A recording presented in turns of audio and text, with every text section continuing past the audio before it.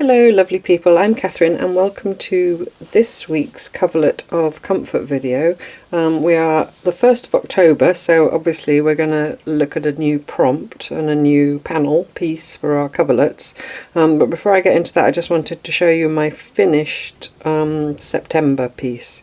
So I carried on doing the echo stitching of the circles all around, and I ran out of the thread I was using, or I could see I was going to run out. So what I did was I left a few areas unstitched rather than stitching all the way up to one area and then having to completely finish that area in the different thread. So you can see here this is slightly paler. There's another bit in here that's slightly paler.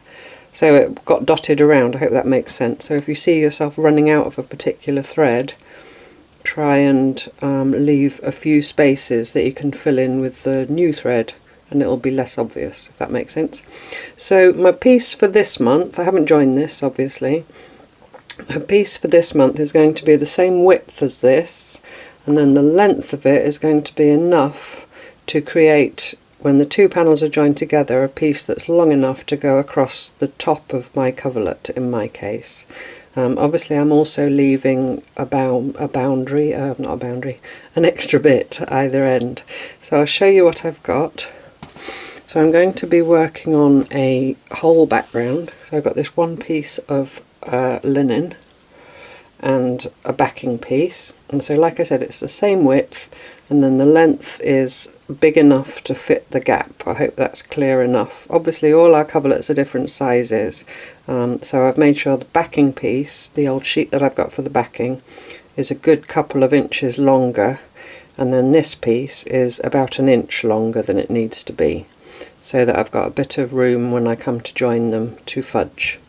So I'm going to sit down. I shall edit out the scrapey chair. The theme for this month is called Fragments of Life, and you can obviously, as always, interpret this in any way that you like, but my thinking is that life is kind of made up of little moments or memories. When we look back over our lives, you don't kind of remember, certainly not when you're my age, the entire narrative from once upon a time, when you were born, up until the present day. But what you remember are little vignettes, little things that have happened, little moments even, and that can maybe translate into people that you've known and places that you've been, and things that you've done, anything like that. So it's really open to interpretation. And how I'm going to express that is I'm going to do a mosaic. Now, if you watched Monday's journaling for self-care, what do I call it? A journal for all seasons, you will see that I did that with paper, and I did kind of mention obliquely that it fed into the coverlet for the month of October. So I'm going to do a mosaic, but obviously with cloth, not paper. And what I've done is I've gone through my scraps and my various bits and bobs of cloth, and I've chosen a little stack of pieces of cloth that all, for one reason or another, hold a memory or a feeling or remind me of something. That's the same as holding a memory. So either someone's gifted it to me and it has their memories in it, that's this little piece from Barbara, or it's an item of clothing that I remember wearing at a certain time, or it's an item of clothing from a loved one, my dad's pyjamas, just pieces like that. This is from a skirt of my daughter's.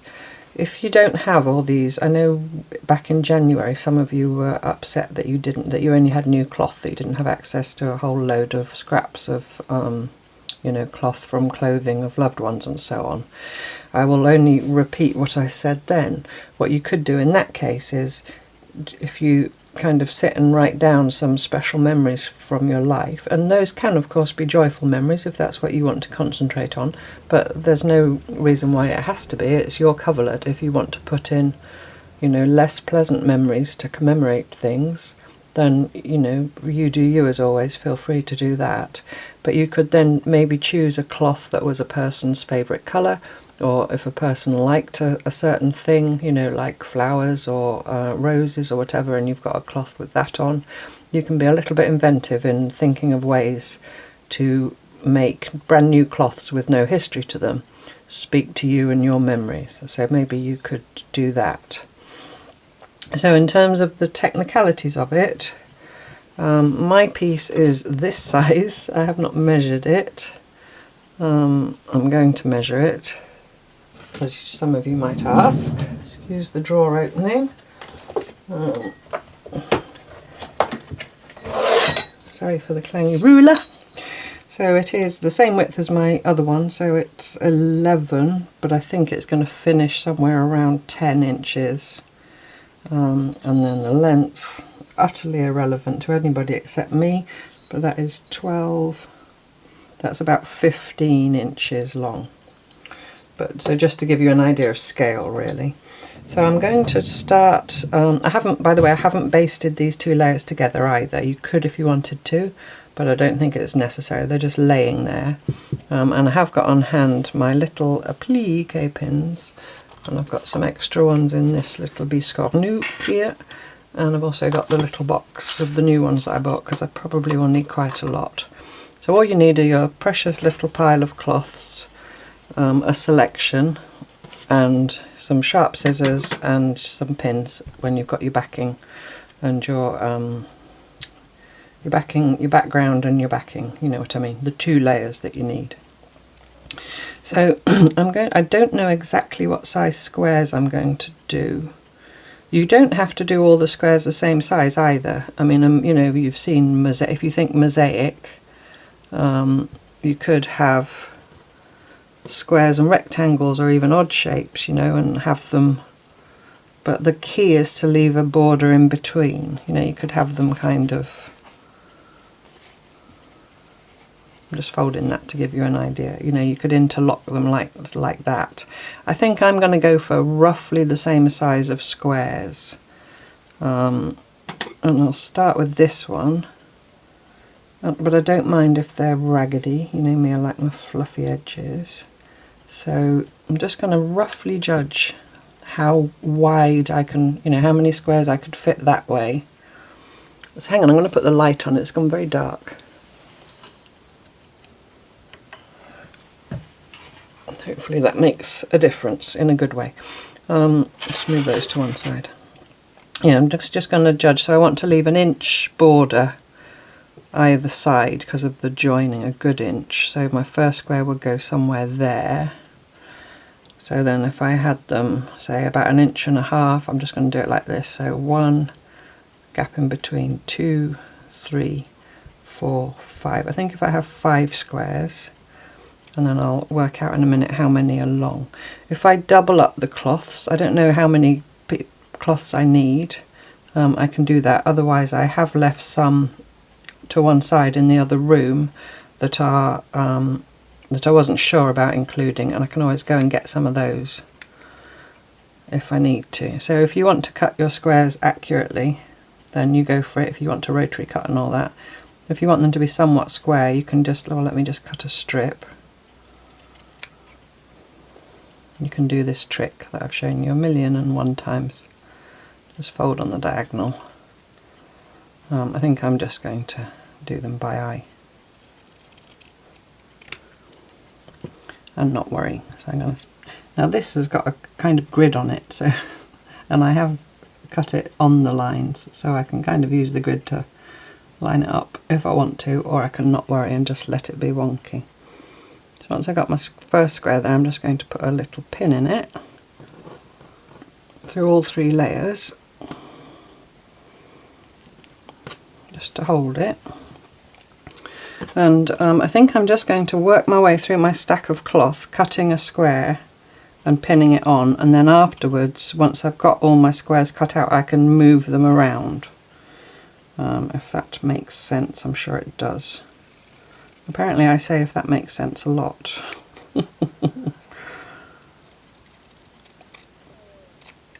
And I'll just put the ones I've cut to the side of me there.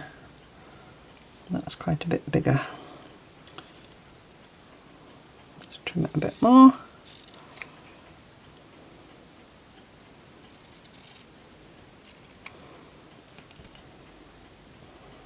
I don't think I'll pin that one yet because I'm not sure of the spacing. I'll come back and pin once I'm sure of the spacing. in between.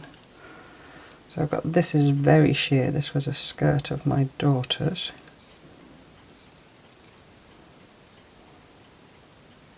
That I used, I think I used it in when we did the cloth weaving.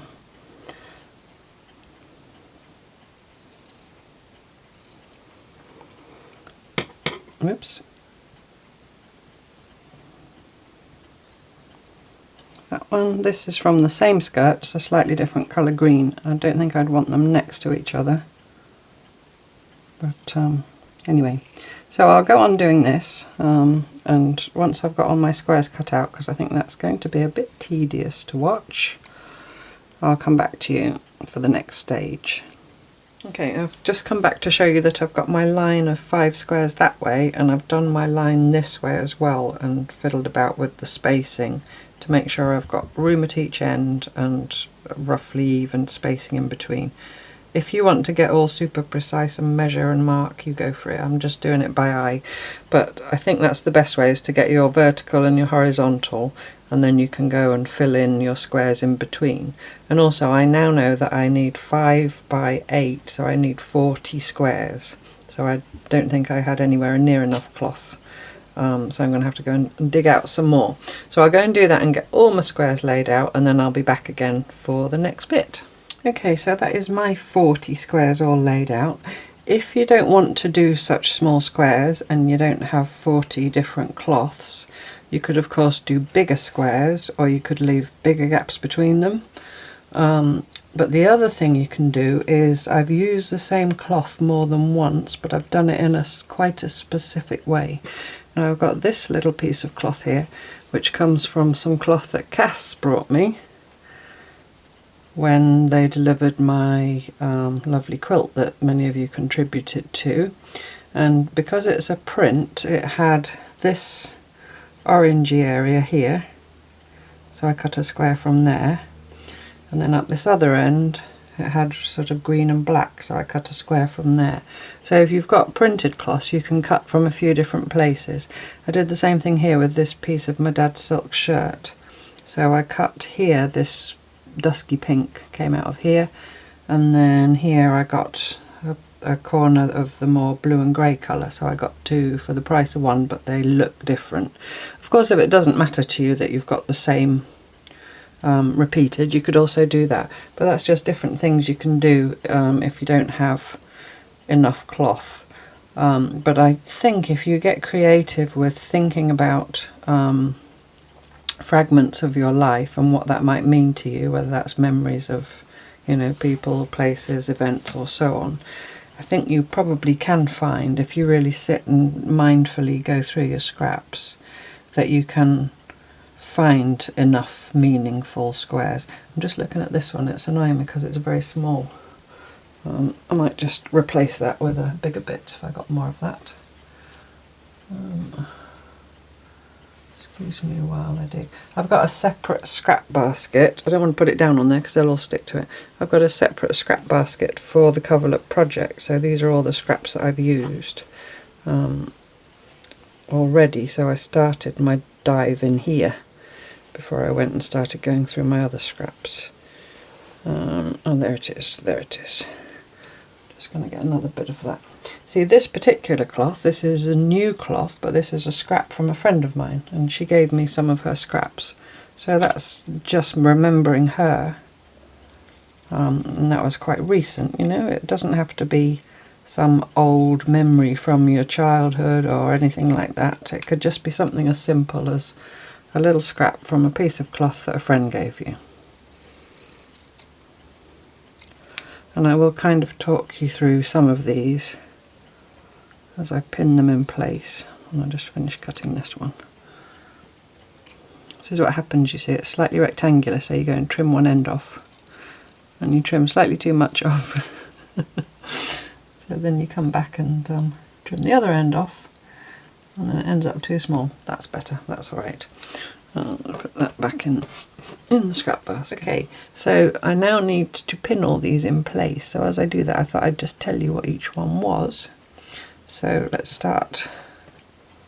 Let's start here. So this, like I said, came a lovely lady called Barbara who watches me here, sent me some precious scraps, and she did tell me what each one was. It was around my birthday, and she sent me something from each decade of the last 60 years, something that had resonance with that. This scrap came from, I think it was Vicky, again, who watches me here, in a little package she sent me. Feeling that was from Vicky. This and this, oh, I've got them side by side. Let's just swap one randomly with that one. This came from a skirt that was my daughter's when she was very little, that we actually bought in Glastonbury. This is from a flannel shirt that was actually mine, but I loved it, and it actually got too small for me at one point, and I cut it up, and now it probably would fit me again, but anyway, it's in pieces. So this is from a silk shirt that a friend gave me a part of when she cut it up to use. So it had been her shirt. That was a long time ago. This is from my daddy's pyjamas, which I bought him when he was in hospital, because he had long pyjamas, but he was very hot, and so I went to a local shop in France and bought him shorty pyjamas, so that was from those. This is a very precious scrap of my Auntie Lily's pillowcase. This is probably the oldest cloth on here, that was white, and I dyed it with madder dye, and I've used it here and there. This little scrap of cloth was wrapped around a birthday present from my friend Dottie, who listens to me sometimes. If you're listening, Dot, hello. But also the same cloth, I recognised it when it was wrapped around my birthday present this year, is in a bag that she made me about 8 or 9 years ago, I think, when we did some eco printing together. And she went home and she made me a bag which I still use, and which has got some of that cloth in it and some of the eco printing cloth that we did together. This is, I bought a whole load of this from a local tabletop sale, like a thrift sale, when I lived here before. I paid 50p, I remember, because it was so cheap. I think it was about 4 or 5 yards of it. And it wasn't all like this, it was in stripes, so it was all the blue and white, but the whole length of the yardage was in stripes, so you got 5 or 6 different prints, I think, within the same yardage. But also I used quite a large amount of it to make a handbag for a very good friend of mine, and she still has it. But this cloth reminds me of making that bag for her from part of this cloth. That makes sense? This is from a shirt of mine that I got from a charity shop, and it was very oversized and loose and flowy, and I wore it when I was carrying both my son and my daughter. But I didn't want to wear it afterwards. Well, it was way too big, number one, but I don't know, sometimes we don't like to wear things we've worn when we've been expecting later on, I don't know. This is from my dad's shirt, like I said, one of my dad's silk shirts. I hope this is interesting. This is from my friend Chrissy, who I stayed with when I first came back to England, when I first split up from my now ex. And she was going through her scraps and throwing some away, and I went through and picked out what I wanted. And I chose this to include because I've got quite a lot of scraps from her, because she's printed on it with paint. So it's a bit hard to stitch through by hand because she works mostly by machine, but I wanted it there because it's Chrissy. This bit of silk came from a dress of a friend of mine, and this was that she'd made, and that was a leftover that she gave me. This was a skirt of Lily's again, but I dyed it with onions a long time ago, at least 10 years ago. This also was Lily's. This was white. It was a white. I loved her in that when she was very little, maybe 2, something like that. It was a little smock top with a broderie anglais trim in white. And I put it on her, you know, whenever it was clean I put it on her, which wasn't very often because it was white. And then after she grew out of it, I kept it, obviously, and I dyed it with logwood when I used to buy exotic dyes, which I don't anymore. Let's go up here. This is a bit of cricketer's flannel that a friend of mine brought me to do some natural dyeing with me, and she'd got it from a place where they sold offcuts of flannel used to make cricket trousers, so wool, and it's dyed with buddleia. This is another floaty shirt, again thrifted, and again that I wore when I was carrying, I think Joey. I ripped it actually, not with my belly, but I think I just caught it on something and ripped it, so it got chopped up. I don't think I wore it with Lily.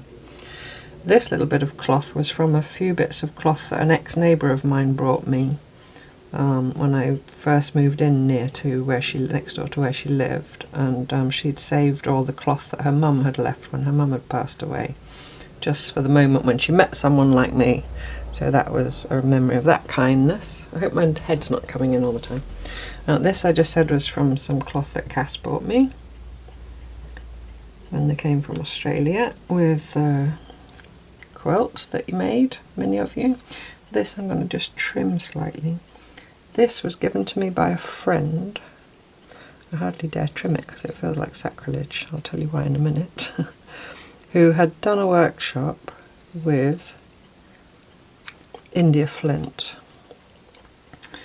And India Flint had given the participants of the workshop some scraps of her own cloth that she'd dyed herself, and that is a scrap of the scrap that my friend was given. So that was India's. India Flint, who is credited with bringing eco-printing to the world.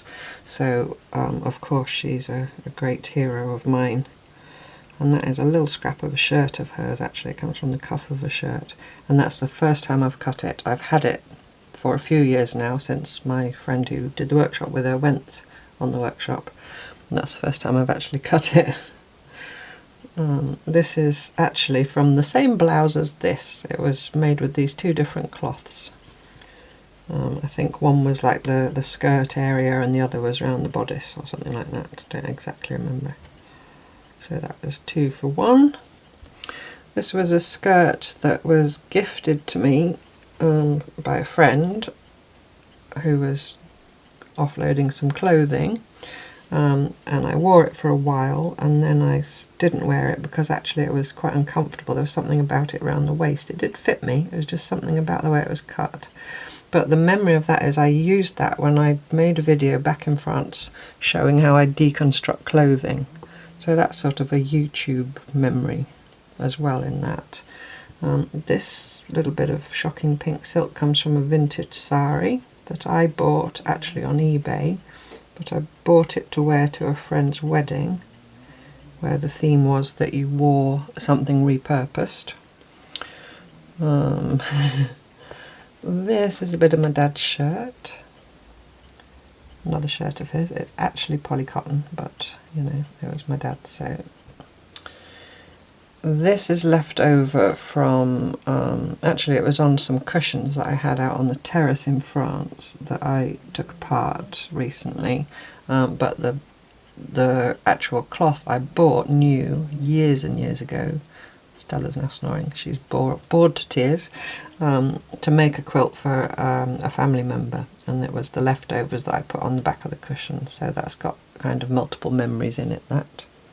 This bright red is another piece of cloth from my friend Chrissy, and it's just in there because it's from Chrissy and it's a lovely bright red. This was from a shirt from a friend of mine in France that she gave me when she tore it. Actually, she asked me to mend it, but it was beyond mending. To me, it was ripped right up a seam. So I didn't do it on purpose. I did like the cloth. I didn't say, I can't mend it, give me the shirt.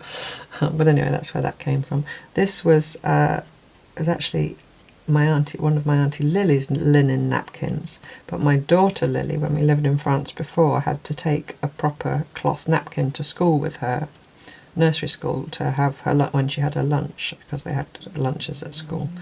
and then after she'd finished with it, I dyed it with onion skins. This was from a shirt that belonged to me. Again, I've been using bits of that for years. I can't remember why I at one point cut it up, to be honest. I've indigo dyed it, I've done all kinds of stuff with it. I think actually there might be some of it indigo dyed, yes, in here. See that there? So that's that same cloth, but it's been in my indigo vat, and that's how it was. This came from another piece of cloth that a friend of mine gave me when she gave me some of her scraps. This is Joey's shirt, not the whole shirt obviously, a piece of Joey's shirt, as is the one next to it.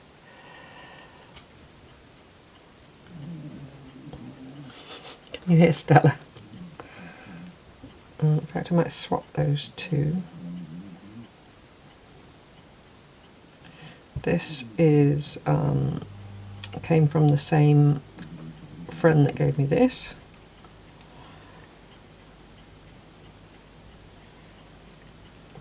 Joey's shirt I told you about. I hope I'm going to have enough pins. I'm not going to have time to do loads of stitching with you, but the only stitching I'm going to do this week is going to be very basic. So this was the other bit of Lily's shirt there.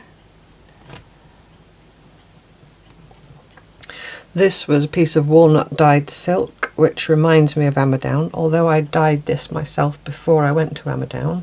At Amadown I took leaves with me, and I'd gifted everybody a little piece of silk and a little piece of mordanted cotton for them to dye in the walnut bath.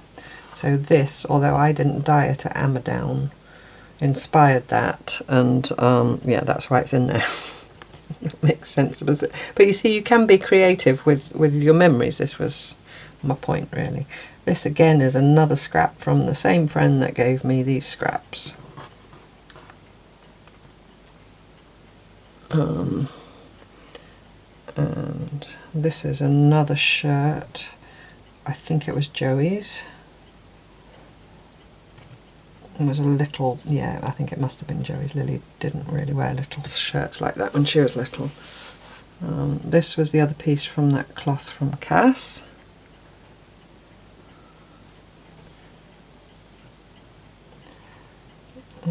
This is another bit of my daddy's silk shirt, the same shirt as that one. And finally, this is actually brand new cloth, or it was when I bought it, and it was probably 20 years ago, maybe 15-20 years ago, and it's French General by Moda, which is a range of cloth that I absolutely loved, and it was the first quilt I made that I free machine quilted, so that's why that's in there. I've still got the quilt, but that's you know, that's from some of the cloth that I bought to make that quilt. So there we are, there we have it. How long has that taken? Nearly 20 minutes. Okay, so the only stitching I want to do this week is just to anchor these down.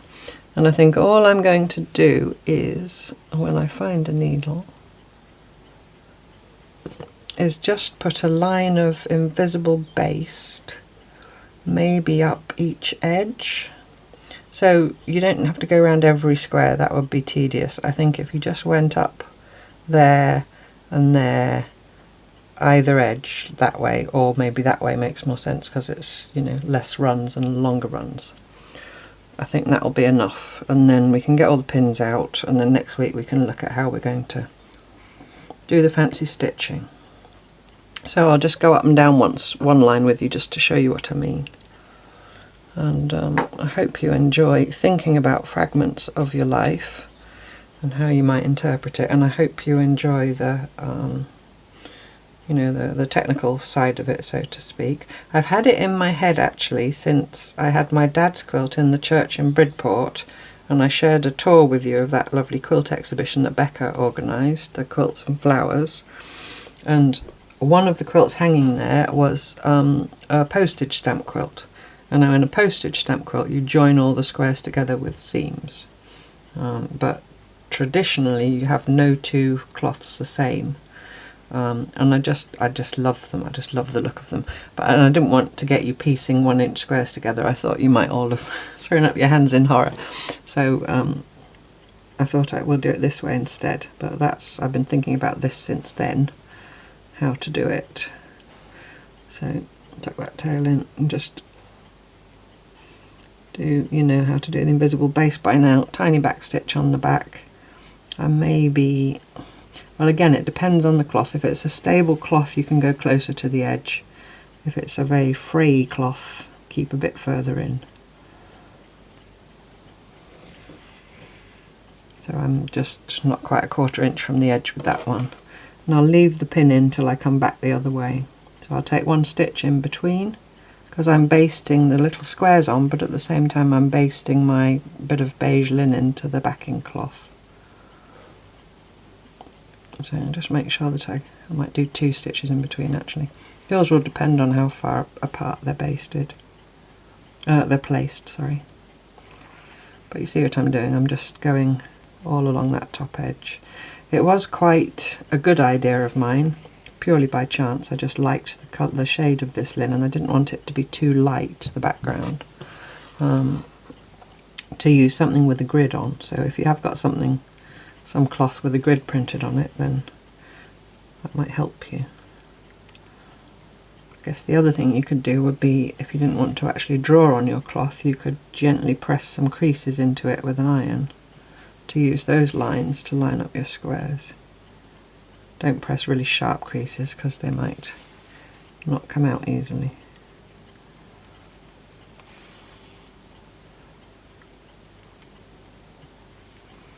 And yeah, like I said, feel free to interpret the idea of fragments of your life in any way you like. I've kind of gone with memories of people.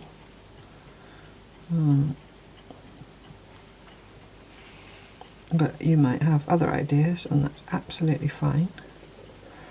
If you really didn't want to do raw edge here, I guess what I would say is if you did slightly bigger squares and turned them like the Jude Hill way of doing paperless piecing, which I showed you, well, I've shown you a few times, but I think the most recent time I showed you was when I showed you how I was going to make the outer border for the coverlet with my moon squares. Do you remember that? So basically you fold your square around a cardboard template with a 1/4 or 1/2 inch seam allowance, and then you invisible baste around the edge, so you end up with a square with the edges turned under. So if you wanted to prepare your squares like that, that's how you would not have raw edges.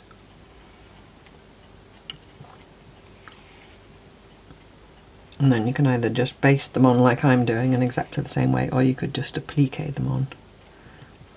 I'm not yet sure what I'm going to do around the edges of these squares. That's for next week. Because I've said it many times, more or less make this up as I go along, because I try to simulate the way I actually work when I'm just working on my own. And I don't, in general, do a load of planning.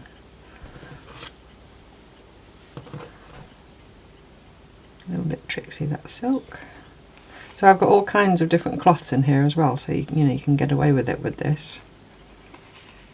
I've got kind of furnishing weight cloth, I've got thick wool flannel, got silk, I've got that chiffony stuff there, as well as the cottons, And they all just playing together nicely.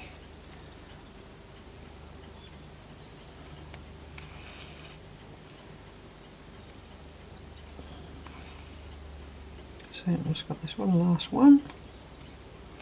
And I always find it handier basting on a surface if you can sit at a table or a desk or something. Especially when you've got all these little bits, it just stays much flatter. So although I do usually stitch on my knee, and sometimes I use my little felt mats that Machteld sent me, I'm not in the thread, on my knee, if I need to lay things out. For things like this, I nearly always sit at my desk, so I'm going to swizzle it round through whatever that was, 180 degrees, and I'm going to just I don't want great big loops on the back because I'm probably not going to put a backing on mine, so I'm just going to take a couple of invisible basty stitches to get me round to where I want to be. And now I'm just going to come back along the other edge. And I think because my squares are so tiny, that's enough. If the squares were bigger, I might do a line through the middle as well. And then when I've got my few stitches into this square, I can get the pin out.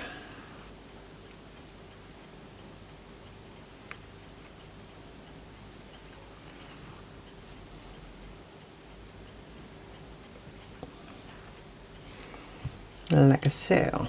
There we go. So I'll just do invisible base down there, and then you get the idea all the way through. And get all the pins out, and I'll just leave them like that for this week. If any of these little edges fray off, I don't mind. I might even help them a bit. And I shall address that when I come to do the next lot of stitching. So homework is to, oh dear, I'm going mad now. This is that little one that I cut a bigger piece for. I'm going to need to cut another bit if I don't stop. So homework is to get your squares all laid out, however you choose to do that, whether you do it raw edge like I've done or with the turned edges. As many squares as you like. Obviously get your backing to the right size, and then you can play about like I did to see how many squares in each direction. Choose your bits of cloth. You can, like I said, have bigger or smaller squares. I'm pretty sure mine are about 1.25 inches. Oh, they're an inch. Some of them. Some are an inch. They're more or less an inch, just for guidance. The most common measurement is an inch. So they're inchies, aren't they? Have inchies, don't they? And then they have twinchies for 2 inches. 1.5 inches. So yeah, whatever. And like I said, if you don't like the uniform look of all the same size, do different sizes. It's entirely up to you.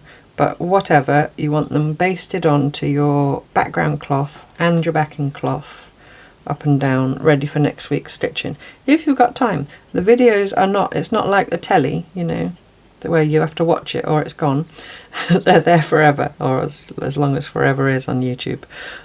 But so when I say homework, I'm not going to come round to your house and shout at you if you don't do it in time.